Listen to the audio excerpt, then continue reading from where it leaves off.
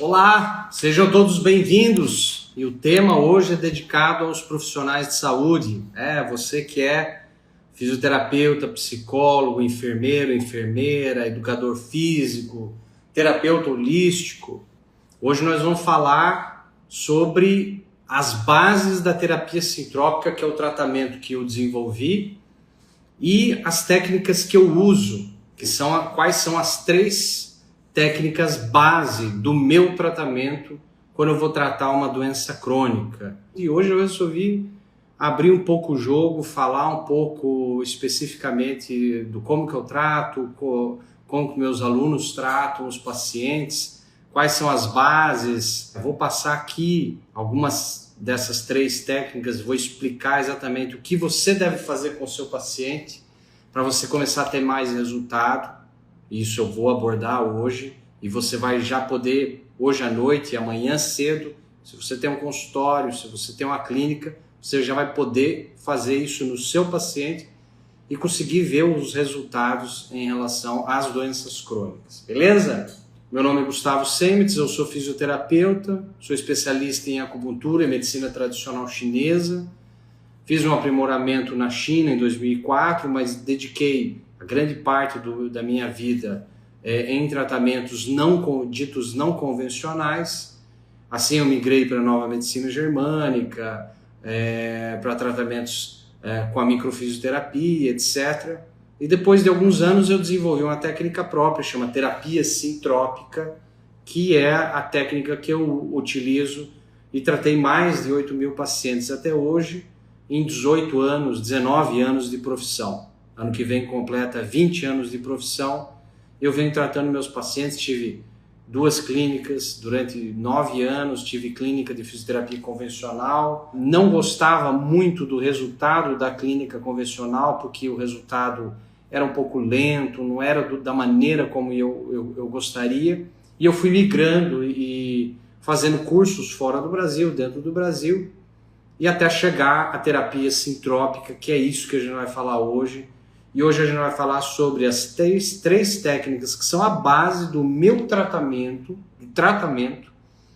que eu trato pacientes no dia a dia, no meu consultório e por videoconferência, etc., que eu venho tratando há muitos anos. Joia? Vamos começar pelo início, porque como eu falei, as 3 técnicas que são a base do tratamento.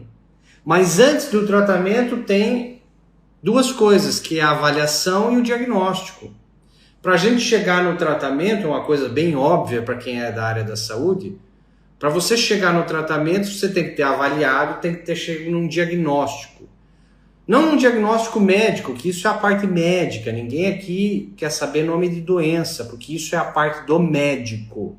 Aqui a gente quer saber o diagnóstico como etiologia, como causa da doença. Será que a causa é uma toxina, é um conflito emocional, é um trauma físico, é uma pancada, é uma cicatriz tóxica que não está visível e às vezes está fazendo algum problema? Você bateu a cabeça quando tinha 3 anos de idade, você tem 15, 20, 30 anos de idade, você tem enxaqueca, às vezes tem uma cicatriz não visível de uma queda que você tomou lá nos 3 anos de idade. Sabia disso? Isso existe. Existem memórias celulares e cicatrizes tóxicas que precisam ser tratadas. E na faculdade eu não aprendi isso. Eu não tinha nem noção que isso existia. Então eu tive que aprender dentro da medicina chinesa, dentro de outras técnicas vindas da osteopatia, etc, etc, para entender tudo isso aí. Então a gente precisa, antes do tratamento e falar sobre tratamento, a gente precisa entender que a gente está falando de doença crônica, não é doença aguda, não é aquela entorse, a pessoa virou o pé ontem e veio no teu consultório, não, eu estou falando daquela doença crônica. Então o que é uma doença crônica? A doença crônica é tudo que você tem sintomas que passou de 3 meses. O corpo tem mais ou menos uns 3 meses de tempo hábil para poder resolver algo. Então você teve um corte na pele, você cortou a pele, você não precisa usar algo cicatrizador. Não, o corpo tem a habilidade de resolver o problema. Então ele tem até 3 meses, mais ou menos, para poder fechar toda essa ferida sua. Se em 3 meses ele não fechou, se em 3 meses você ainda tem um processo inflamatório, dor, algum sintoma, passou de 3 meses, isso aí já é tido como algo crônico. E tem pessoas que têm enxaqueca, tem pessoas que têm problema no ovário, tem pessoas que têm problema no estômago há 5, 10, 15, 20 anos. Você pega isso no dia a dia. É o que mais tem. Problemas crônicos que não consegue resolver. E é esse o foco hoje em dia. Porque o problema agudo é fácil, é rápido de resolver. Eu quero saber as doenças crônicas, as alergias, os problemas emocionais de depressão, de ansiedade, que é crônico, pânico. Às vezes a pessoa tem pânico 5 anos, 6 anos ou mais. E fica tomando medicamento. Medicamento, você sabe que o remédio, ele remedia. O remédio, ele não cura. O remédio vai somente no sintoma. Então a gente precisa falar de doença crônica antes de começar a falar das 3 técnicas para tratar. Porque antes de tratar, você precisa saber avaliar, você precisa saber diagnosticar. Então, Gustavo, o que eu procuro numa doença crônica? A causa. Tá? A causa. Então a regra básica é essa. Para você tratar um problema, você tem que saber qual é o problema. É a primeira coisa. Saber qual é o problema. Você tem um carro, ele está fazendo um barulho, ele parou de funcionar, ele não liga mais. Você concorda comigo? Enquanto você não saber o que está acontecendo, você não consegue consertar. É uma coisa tão óbvia, né? No corpo humano é a mesma coisa. Você primeiro tem que saber qual é o problema. Tem que saber qual órgão que está atingido, qual tecido que está atingido. Depois de saber, você tem que entender. Entender qual é a causa desse problema. O problema, que nem na matemática, problema sabido, 50% resolvido. Você soube, ótimo, 50% você já andou. Mas agora você tem que saber a causa. Qual é a causa do problema? Qual é a origem? Onde tudo começou? Será que a causa é uma toxina? Será que a causa é uma deficiência de algum nutriente? Será que é vitamina A, B12, C? Será que é deficiência de ômega 3, 6, 9? Será que é um mercúrio, uma toxina? Será que é cobre, chumbo? Será que é um medicamento que está sendo tóxico? O que é? Será que é um conflito emocional? Será? E conflito emocional com quem? Que padrão emocional? Será que é raiva? Será que é medo? Qual o padrão emocional que é? Então, a gente tem que ir atrás da causa. Hoje não é a aula disso. Mas eu estou falando que antes de tratar, eu tenho que saber qual é o problema, eu tenho que saber, entender qual é a causa do problema, e aí você vai poder tratar. Enquanto a gente não souber a causa, e às vezes tem mais de uma causa. Então, quando o paciente vem para tratar, eu geralmente falo, olha, o meu tratamento é de 1, 3, no máximo 5 sessões, espaçada a cada 30 dias. O teu corpo tem 30 dias depois do meu estímulo para se autoequilibrar. Eu dou um estímulo no corpo, faço um tratamento, uma técnica, que vocês vão ver hoje, e o corpo tem 30 dias para poder se autoequilibrar. Nesses 30 dias vai começar a aparecer o resultado de melhora, certo? Vai começar a aparecer o resultado de melhora. E daí, depois dos 30 dias, a pessoa volta pela segunda vez. E a gente vai tirar outra camada da cebola. A primeira foi, encontramos uma causa. A dica minha é, se o problema persiste, o sintoma tem pelo menos 5 anos, você sabe que tem mais de uma causa, tá? Primeiro, a doença é crônica, tem de 5 anos para mais, provavelmente tem mais de uma causa, não era uma causa só. Pode procurar, tem mais de uma causa. Segundo, 80%, 90% ou mais tem um conflito emocional ali relacionado com uma dessas causas. Uma dessas causas, vou dar um exemplo. A pessoa tem alergia na pele. Alergia. seja urticária, seja eczema, ele tem um processo na pele que tem mais de 5 anos. Você pode ter certeza que tem mais de uma causa. Provavelmente 80% tem uma causa emocional e depois você tem que investigar qual é a outra causa. Mas doença crônica, mais de 80% das vezes, tem um conflito emocional. Mas, Gustavo, que tipo de conflito? Um conflito emocional que a gente chama um conflito emocional biológico. Qual a diferença entre um conflito emocional biológico para um conflito emocional psicológico? A diferença é que o conflito biológico, ele é algo inesperado, inusitado, que tira o teu chão, vivenciado sozinho, em solidão, que te pega no contrapé. Esse é o conflito inesperado, biológico, que vai gerar um mecanismo de defesa, que pode ser uma dor, que pode ser um eczema, que pode ser inúmeras coisas. Então, nós estamos procurando, quando a gente procura conflitos emocionais, não os conflitos emocionais esperados, sabidos, programados, que você está vivenciando todo dia. O exemplo que eu dou é, você briga com o namorado, namorada, esposo, esposa hoje de manhã. Você vai para o trabalho, ele vai para o trabalho. Ficam brigados durante o dia. À noite voltam, tem que discutir a relação. Isso é um conflito emocional psicológico. É algo esperado, sabido, programado. Que o teu sistema nervoso está adaptado, ele sabe como fazer. Só que se na discussão do relacionamento à noite, ele e ela falar, ó, acabou, não quero mais, estou indo embora, eu tenho um amante, uma amante, já há 3 anos, estou indo embora agora. Ali você vai vivenciar algo dramático, inesperado, inusitado, que tira o teu chão. E o teu sistema nervoso, ele vai ter que resolver esse problema. Talvez ele consiga, talvez não, depende muito da tua percepção. E nem todo mundo tem a mesma percepção, tá? Nem todo mundo tem a mesma percepção, por isso que nem todo mundo fica doente no mesmo evento. Nem todo mundo no 11 de setembro, que estava lá no público, que viu as torres caindo, nem todo mundo desenvolveu pânico. Umas tiveram pânico depois, hipertensão, outras tiveram problemas de pele.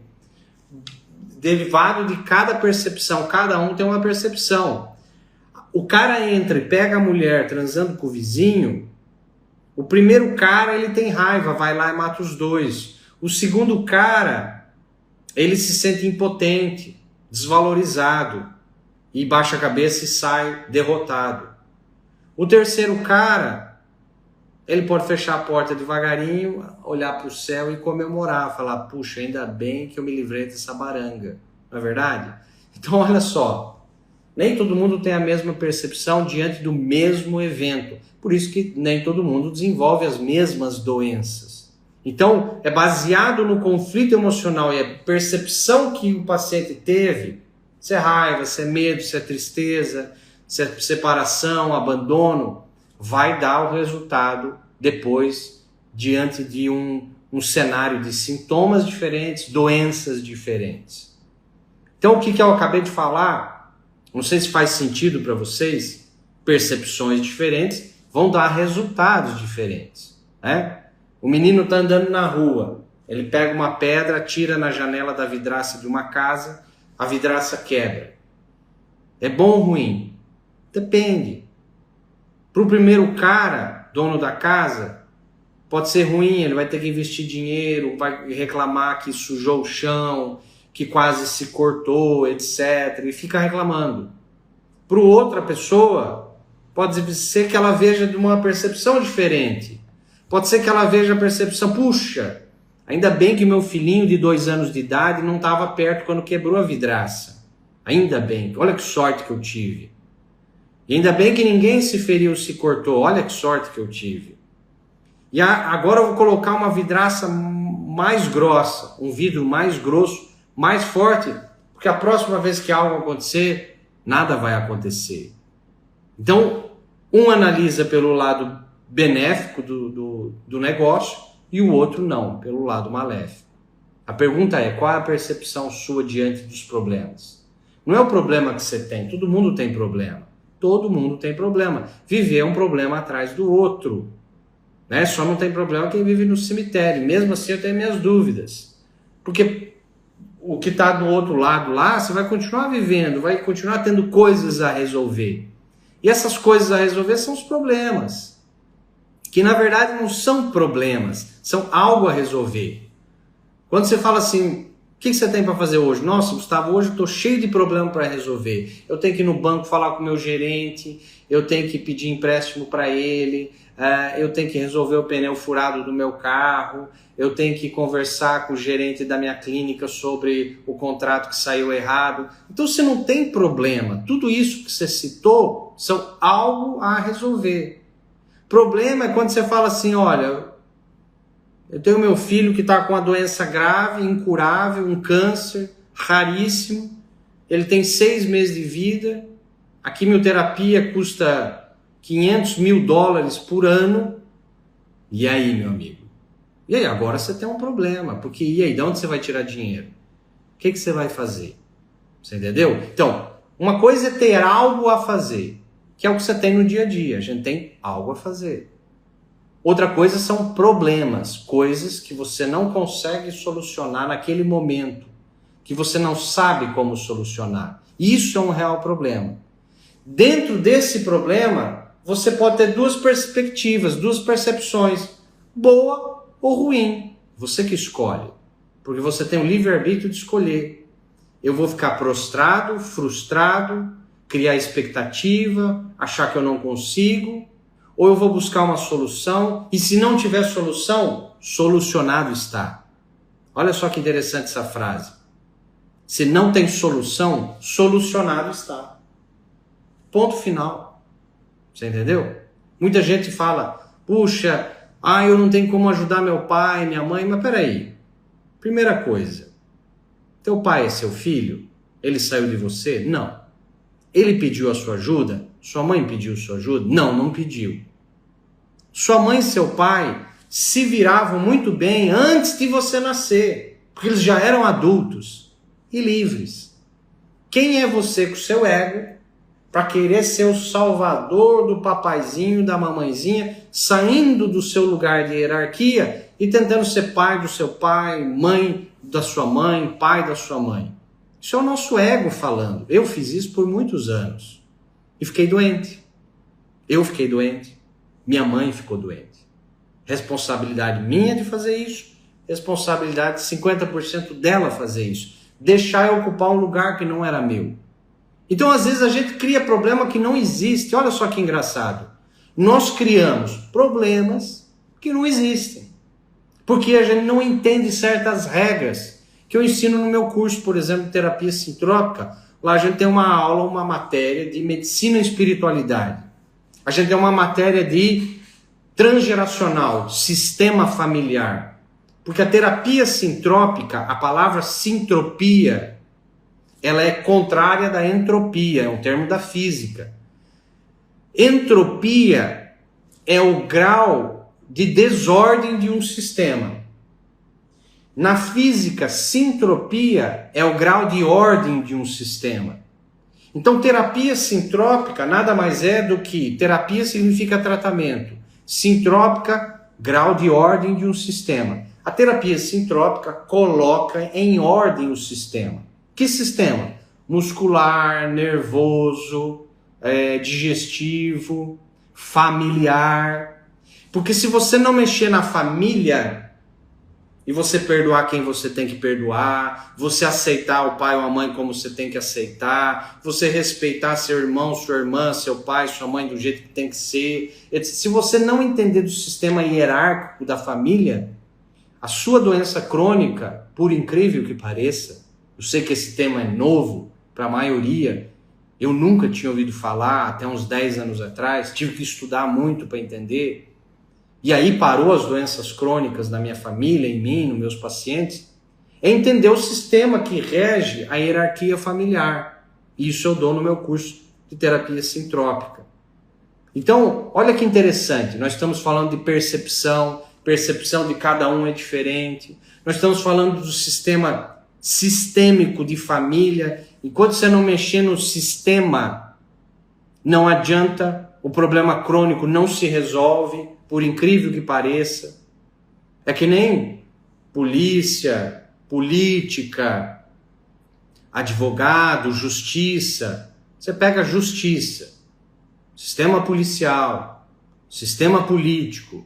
É um meio onde o sistema ele tende a ser do jeito que é. A pessoa bate no peito, se forma em direito, faz a prova da OAB, passa. Aí acha que vai curar o mundo, acha que vai ser o mais ético possível e vai resolver tudo. E aí a pessoa passa 2, 3 anos e vê que não é assim. O sistema de justiça é meio complexo. O sistema tende a ficar do jeito que está.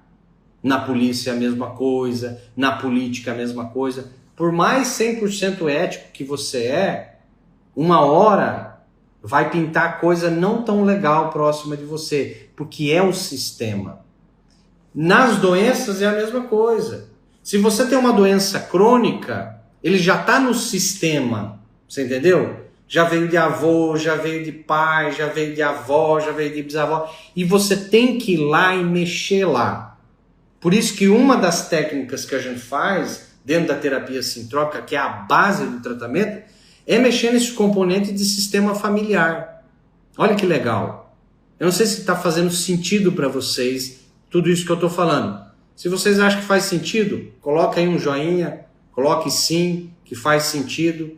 Se não faz sentido, você responde também. Se tem dúvida, pode colocar aí. Coloque sua dúvida. Eu sei que esse tema é novo para muitas pessoas.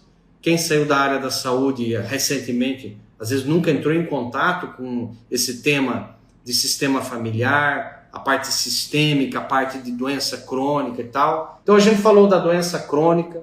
Eu falei que antes de tratar, a gente tem que saber avaliar, a gente tem que saber diagnosticar a causa. Enquanto eu não saber qual é o problema sabido, 50% resolvido. Enquanto eu não souber a causa, e vocês entendem que você não consegue tratar corretamente e ter o máximo do resultado que você deveria ter, certo? Então, se você não entende qual é a causa, eu estou ali e coloco o dedo no teu antebraço e aperto. Você sente dor naquela região. Qual é a causa? É toxina? Não, não é toxina. Qual é a causa? Conflito emocional? Que conflito emocional? Caramba! Qual é a causa? É um trauma físico. Toda vez que eu aperto, causa um trauma físico que gera dor. Se eu ficar tratando o emocional e a causa é um trauma físico, você há de convir comigo que não vai ter resultado. O resultado vai ser nulo. E assim são todas as doenças que a gente trata. Sabia disso? Se você tratar sem saber a causa, você fala assim, Gustavo, eu tenho dor na lombar. Dor na lombar. E a causa da minha dor na lombar é hérnia de disco. Eu achei a causa. Não, você está enganado. A hérnia de disco é consequência. Eu quero saber o que causou a hérnia. É antes disso, é a origem, é lá atrás. O que causou a hérnia? Você sabia que uma hérnia de disco pode ser causada por conflito emocional? Exatamente, o disco pode deslizar. Você sabia que um câncer pode advir de um conflito emocional drástico? A maioria deles vem. Pode pesquisar. Se você tem pessoas que sofreram câncer, comece a pesquisar o que 2, 3 meses antes de aparecer o câncer, a pessoa vivenciou de trauma emocional, de conflito emocional. Pesquise. Isso já é medicina, já na França, na Alemanha, etc, etc. Lógico que o câncer é um combinado, né? Você tem toxina, você tem emocional, você tem uma série de componentes. Mas eu estou falando para a gente entender que sem a gente tirar a causa, o problema vai se persistir. E hoje, graças a Deus, existem inúmeras técnicas sofisticadas, às vezes que vem de pouco conhecimento, que nem na minha faculdade eu não tive nada desses temas que eu estou falando aqui, nada. Na minha faculdade de fisioterapia eu aprendi as coisas básicas e funcionava lá há 18, 20 anos atrás, funcionava. Hoje já não funciona mais tanto. Funciona para algo básico, uma coisa aguda. Agora, você querer tratar fibromialgia, você não vai fazer ultrassom da fisioterapia no corpo inteiro, uma fibromialgia. Você não vai colocar eletroestimulação no corpo inteiro por causa de uma fibromialgia, concorda? Então a gente tem que pensar de uma maneira um pouco mais ampla. O que está lá por trás? E às vezes, que nem eu falei, uma doença crônica, mais de uma causa. Então nós falamos da doença crônica, nós temos que buscar a causa. Enquanto a gente não souber a causa, o problema continua. Mais de 80% de doença crônica tem um componente de conflito biológico emocional inesperado. Isso vai trazer um processo aí. E agora sim, vamos entrar na parte dos tratamentos. Então, quais são, Gustavo, as 3 técnicas que você usa, que são a base da terapia sintrópica, que você usa para tratar o seu paciente? Então, agora eu vou revelar para vocês. Depois de fazer uma anamnese completa, completíssima, uma anamnese que tem lá pelo menos 39 itens, a minha anamnese às vezes demora 50 minutos a 1 hora, só anamnese, só perguntas e respostas. Porque ali, 70%, 80% que eu vou saber qual é a causa. É na anamnese. Então a pessoa, eu pergunto, por exemplo, para a pessoa se ela nasceu de cesárea ou parto normal. Quero saber se você já perguntou isso na tua avaliação. Você é fisioterapeuta, você é enfermeiro, você está tratando uma dor no punho. Você acha que você vai perguntar se é de cesárea, se é parto normal? O que tem a ver uma tatuagem com parto normal, com cesárea? Você sabia que a maioria das pessoas que fazem tatuagem tiveram parto por cesárea? Porque no passar no canal vaginal, no parto normal, é onde termina de formar as últimas terminações nervosas livres da epiderme, onde forma toda a sensibilidade da epiderme, da primeira camada da pele. É nessa pressão que vai o feto, todo o corpo do feto no canal vaginal da mãe. E a criança nasce com a sensibilidade normal. A criança, por exemplo, como eu, minha irmã gêmea, nós nascemos de cesárea, e isso hoje eu acho que, sei lá, mais de 50%, 60% da população no Brasil é cesárea, até mais. Não teve o processo do canal vaginal. Então já não tem uma sensibilidade que seria o ideal, normal. Então a pessoa aguenta a dor de uma tatuagem, sabia? Que uma pessoa que nasceu pelo canal vaginal, dificilmente ela aguenta a dor de uma tatuagem, dificilmente. Só se ela tiver algum conflito do sistema nervoso, alguma coisa, mas ela dificilmente aguenta a dor de uma tatuagem. Tudo isso é importante numa anamnese, que a gente vê lá em cima. Então agora as 3 técnicas de tratamento que eu uso. A primeira técnica, nós estamos falando, 80% são conflitos emocionais. Então nós temos que tratar esse emocional. Como que trata algo negativo para fazer ele sair do negativo do sistema nervoso e passar para neutro ou até positivo? Como que faz isso? Isso tem um nome, na psicologia básica, chama ressignificar. Então a primeira coisa que eu faço nos meus pacientes é pegar o que ele vivenciou, ela vivenciou, e ressignificar para algo neutro ou positivo. Você pode mudar o seu passado? Não. O seu passado, ele é conhecido, porém imutável. O seu futuro, ele é desconhecido, porém mutável. Você pode mudá-lo a hora que você quiser. No momento presente, você pode mudar o seu futuro. Concorda? Agora o passado, o que aconteceu é o que aconteceu. Aquele acidente aconteceu, você não volta mais lá.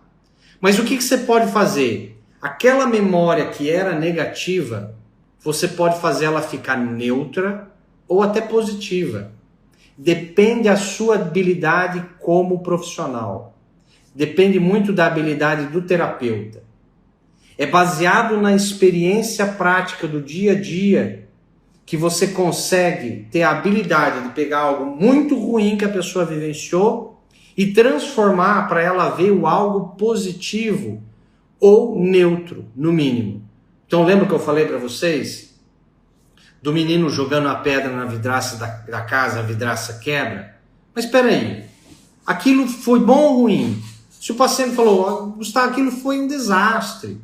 Aquilo foi um desastre porque essa semana, sabe o que aconteceu? Meu filho estava próximo, a vidraça quebrou, em cima das mãozinhas dele, cortou a mãozinha dele, tive que correr para o hospital, tive que gastar dinheiro, porque estava com medo de assaltar minha casa, estava sem vidro lá. Foi muito ruim. Eu falo, não foi não. Primeiro, vamos ver, vamos voltar à cena? Então vamos lá. Seu filho morreu? A pessoa vai falar assim, não, meu filho não morreu. Ele ficou com alguma sequela grave nas mãos? Não, foi ferimento superficial. Então não cortou tendão, não prejudicou as mãozinhas dele, nem nada. Não, foi cortes superficiais. Bom, peraí, seu filho não morreu. Você conseguiu salvá-lo a tempo. Você conseguiu levá-lo ao hospital a tempo. Então, peraí, você foi um ótimo pai, uma ótima mãe. Seu filho agora está seguro e protegido. Hoje você sabe que aquela janela que você tinha lá, ela é fraca. Todos os vidros daquela janela são fracos. O que você vai fazer? Você vai trocar por uma mais forte. E agora não tem mais como isso acontecer. Você entende? E aí a pessoa vai, puxa, é verdade. Olha só o que eu fiz. Em 30 segundos, eu peguei algo que era negativo e mostrei para ele o lado positivo do processo. E daí você fala assim, Gustavo, mas isso é a tua habilidade de anos. Você tem 18, 20 anos que você trabalha com isso. E tem. Você atendeu mais de 8.500 pacientes. Então você tem experiência? Óbvio que tem. Como é que eu faço? Eu que não entendo nada. Por onde eu começo? Eu vou te falar. Eu desenvolvi uma técnica que eu vou entregar agora de mão beijada para você.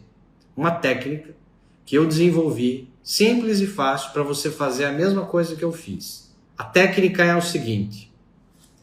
Eu falo para o paciente o seguinte. Pense no pior.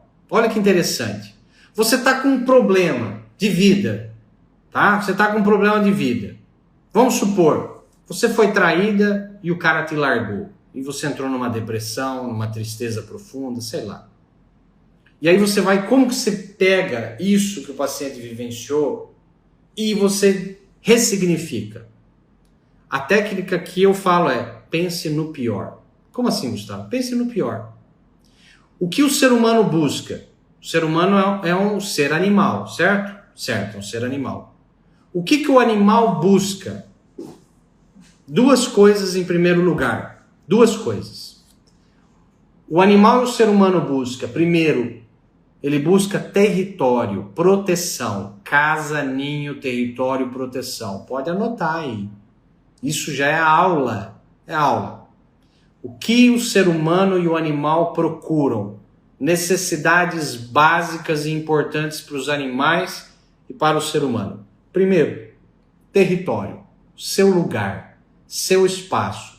Sua casa. Sua proteção. Seu ninho. Sua caverna. Sua proteção. Tá? Primeira coisa, você é largado no meio de uma ilha deserta. A primeira coisa que você vai fazer, se proteger do sol, da chuva, do vento. Você vai ter que ter um território, um lugar. Você não vai ficar andando o dia inteiro na ilha perdido. Não, você não vai fazer isso. Você vai parar num lugar. E ali você vai demarcar, delimitar o seu território. Então, primeira coisa, proteção. Segundo, sobrevivência, alimento. Água em primeiro lugar e alimento sólido, enfim, alimento. Então, sobrevivência, alimento, comida é a segunda coisa. Essas são as duas coisas. E qual seria uma terceira, Gustavo? Nós somos animais sociáveis, nós não vivemos isolados em ilhas. Então, nós precisamos de parceiros. Parceiro, parceira não significa relacionamento amoroso, necessariamente. Parceiros sociais. Eu preciso estar inserido no grupo para me sentir protegido e amado. E sobreviver. Em grupo eu sobrevivo mais do que sozinho. Sozinho eu posso ser morto. O animal pensa assim, tá? Somos seres animais.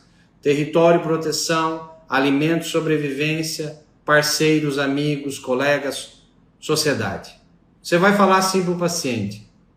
A senhora foi traída, não foi? Perdeu ele. amava ele te traiu, te abandonou. Muito bem. Vamos pensar no pior? Pensa o pior. Ele te largou.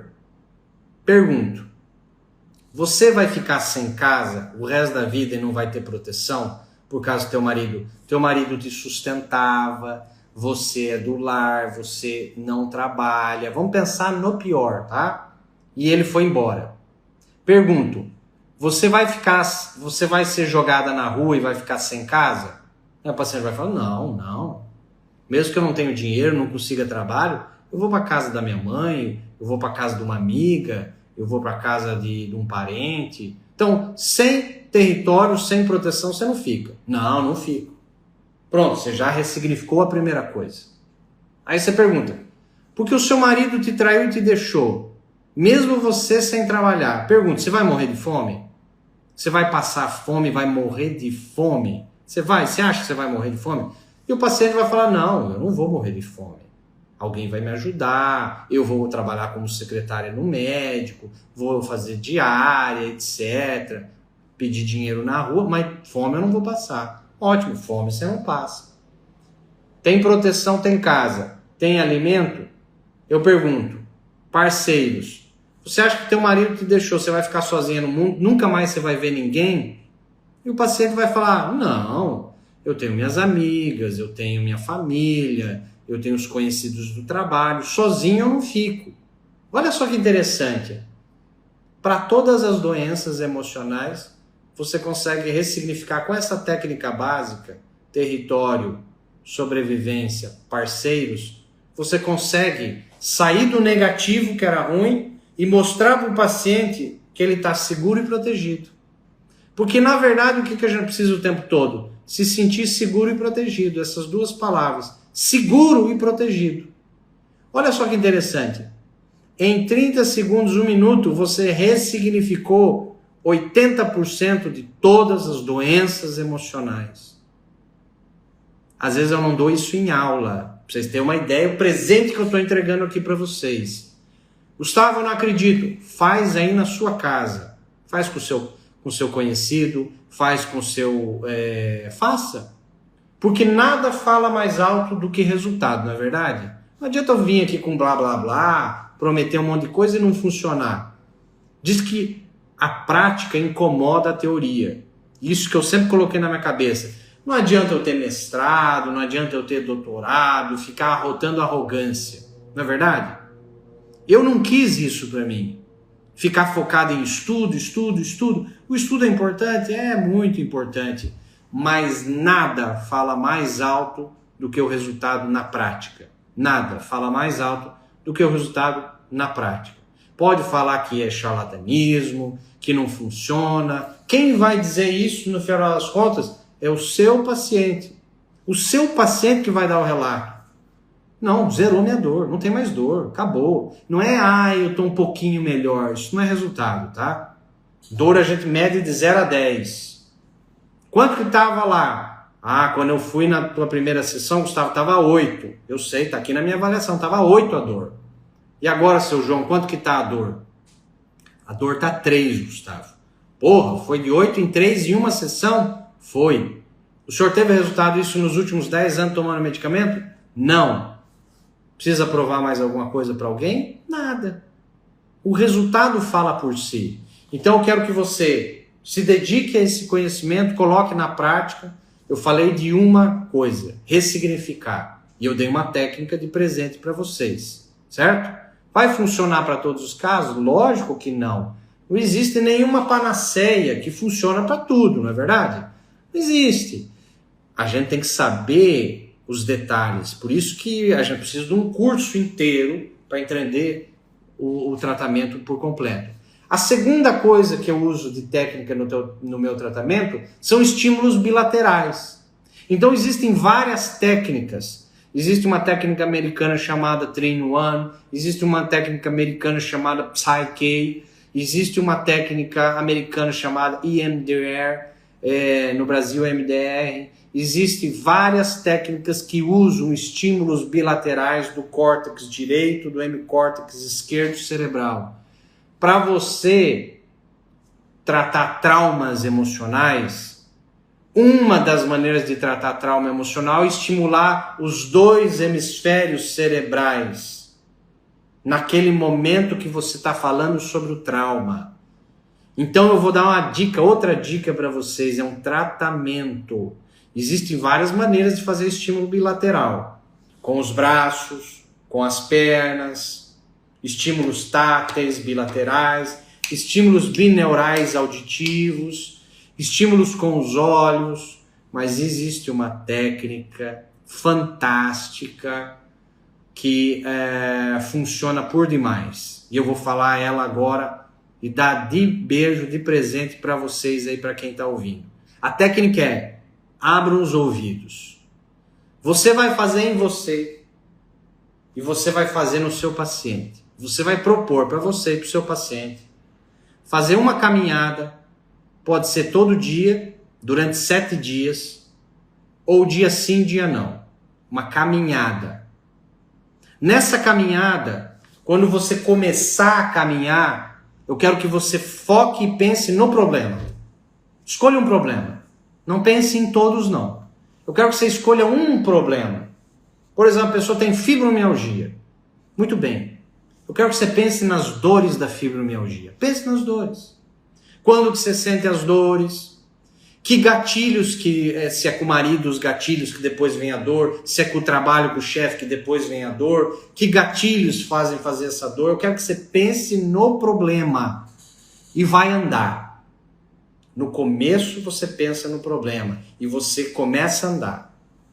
Na caminhada eu quero que você contemple a paisagem, olhando para um lado, olhando para o outro, olhando para o chão, nas diagonais, vai contemplando e não só olhando com a cabeça baixa, porque senão você entra em depressão, com a cabeça baixa para o chão. Não, eu quero que você mantenha o olhar do horizonte e você contemple o horizonte, olhe para baixo também, você pode olhar, mas não sempre reto para baixo. E você vai andando. Do meio para frente, eu quero que você pense no positivo.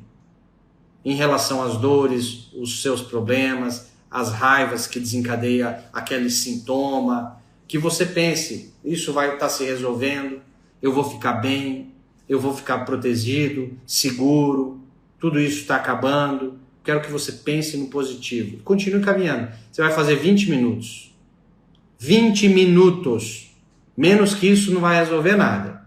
Então você vai fazer dia sim, dia não. Todo dia ou todo dia, durante 7 dias seguidos, pensar no problema. Não é cada dia num problema, não. Você escolhe um, pensa naquele problema e vai caminhar. E olha para um lado, para o outro, contempla o horizonte, pensa no positivo em relação àquele problema. Eu tenho certeza que não interessa o sintoma que você tem, ele vai começar a diminuir. Pode até ser que aconteça de na primeira caminhada, depois que você durma, no dia seguinte, você não tenha mais sintoma nenhum. Isso já aconteceu com pacientes meus. Já aconteceu. Certo? E a terceira técnica que eu uso, a primeira, ressignificar. Tem vários modos de ressignificar. A segunda, estímulos bilaterais. Tem vários jeitos de fazer estímulos bilaterais. E a terceira, eu mexo no sistema familiar. Porque não adianta em doença crônica só tratar o aqui e agora e a tua vida, da vida fetal para cá. É muito pouco. É muito pouco em doença crônica. Em doença crônica você tem que tratar você e o teu sistema familiar. Às vezes pai, às vezes mãe, às vezes avô, às vezes avó, às vezes bisavô, às vezes bisavó. E como que trata, Gustavo? A melhor jeito é perdoando e aceitando. Perdoar é aceitar, tá? Perdoar é aceitar e respeitar o outro do jeito que ele é. Não interessa o jeito que seu pai é, se ele batia em você, batia na sua mãe, se era alcoólatra, se agredia fisicamente, se a sua mãe não te deu a atenção que você queria, etc. Não interessa, você tem que... É aquela história, aceita que dói menos. E é verdade. Se você aceitar, vai parar a dor, vai doer menos. Não dói menos, para a dor. Só tem dor quem se importa. Você já escutou isso? Só tem dor quem se importa. Quem se importa com o quê, Gustavo? com o que aconteceu no ano passado. Quem fica remoendo tem muita dor. Pode ver. O paciente tem muita dor, você tem muita dor, você fica remoendo de vez em quando. Você não vive o presente e o futuro, você fica remoendo. Então, enquanto você não aceitar e respeitar o pai que você tem do jeito que ele é, não interessa, você tem que aceitá-lo. Simplesmente pelo fato que ele é o seu pai e deu a vida para você. Você tem prazer na vida de vez em quando, não tem? Então agradeça o seu pai e a sua mãe. Enquanto você não agradecer, enquanto você não perdoar, enquanto você não aceitar, pode escrever o que eu estou falando. Não vai resolver esse problema. Vai ficar de medicamento, em medicamento, etc, etc. Mas, Gustavo, como que faz? Existem técnicas, tá? Essas são um pouquinho mais complexas. Aqui eu não tenho como em 5 minutos passar uma técnica mais complexa para você. Mas eu quero que você pense no assunto. Comece a agradecer. Pare de reclamar. Agradeça mais. Uma técnica que eu faço comigo, com a minha família e meus pacientes é agradece à noite quando você vai dormir. Agradece à noite, que ele vai ficar remoendo no teu cérebro a noite inteira. Você vai acordar bem. Provavelmente os sintomas vão diminuir. Então você pega aquela pessoa, imagina na sua mente e imagina você agradecendo ela pessoalmente. Mas, Gustavo, se eu não acreditar naquela agradecimento, não importa, faz do mesmo jeito, tá? Faz forçado. É melhor você fazer uma gratidão forçada do que você ficar reclamando. Reclamando, a batata quente vai ficar na sua mão o tempo todo. O tempo todo, tá? E não se faça de vítima, que isso é a pior coisa. Se você é adulto, adulto joga a responsabilidade e adulto tem dor. Quem gosta de confortinho e não gosta de dor é criança. Então, não importa o problema que você tem, o tamanho que ele é. Porque eu já tive problemas gigantes, como você já teve, como o outro também já teve. E a dor é nossa, ninguém consegue medi-la. Então a gente tem que ser responsável pela nossa vida. Pare de culpar o outro. Pare de achar que você é injustiçado. Pare de achar que você é vítima do sistema. Isso quem faz é criança, não é adulto, você me desculpa. E você quer que eu fale? Eu fiz isso por muitos anos. Não só eu, né? Você, o outro, todo mundo faz. Porque a gente aprende isso. Sabe por quê? No Brasil, é legal ser vítima do sistema. Ai, coitadinho, é confundido com humilde. Ele é tão humilde, veio de baixo, coitadinho, sofreu. Então, aquele que sofre, que é o coitadinho, entre aspas, ele ganha amor, ele ganha atenção. Pois é, no Brasil é assim, é uma pena isso, né? O dia que o brasileiro aprender que ele ter sucesso é melhor, que ele ser responsável pelas coisas é melhor. Pode ver. Você chama alguém para fazer um serviço na sua casa. Você chama um pedreiro, você chama um eletricista, cara da internet. E ele comete um erro. Ele cometeu um erro. E você fala, aconteceu isso. Isso está errado. Aconteceu esse problema. Sabe que a primeira coisa que ele vai fazer? Você acha que ele assume o erro e fala, o senhor me perdoe, eu errei mesmo, eu sou responsável por isso, mas eu vou solucionar o problema, prometo que não vai acontecer novamente? Quando que você ouviu isso? É raro, né? Na vida inteira, às vezes você nunca ouviu. Ou se ouviu foi uma vez. O que a pessoa vai falar? Ela vai dar uma desculpa. O tempo, meu carro, minha mãe, não tinha peça. A pessoa está o tempo todo arrumando desculpa. Você aí do outro lado está arrumando desculpa. Você come no sábado uma feijoada e logo depois você passa mal, você fica estufado, ou bebe com os amigos cerveja, fica estufado, fica ruim. Sabe o que você vai falar? Foi a cerveja. Você culpa a coitada da cerveja. Coitada da cerveja não tem culpa nenhuma. O problema foi contigo, entendeu? Foi você. Tem alguma coisa emocional que você vivenciou aí junto com o alimento. O alimento não é diabólico. Esquece isso. O alimento não é diabólico, a não ser que você está comendo veneno. Que tem como comer veneno, né? Toxina industrial, comida industrializada é veneno. Mas se é um alimento, você não pode falar que a culpa é da laranja porque você te deu azia. Não, aí não tem nada a ver, tá? Você não está entendendo de onde está vindo a causa. Então a gente culpa, você vai para a praia, tem um torcicolo, você culpa o travesseiro. É que esse travesseiro é mais mole do que o meu lá em casa. O tempo todo a gente está culpando, o tempo todo, tudo. Cuidado, tá? Cuidado. Jogar a responsabilidade para nós. Joia? Até mais. Tchau, tchau.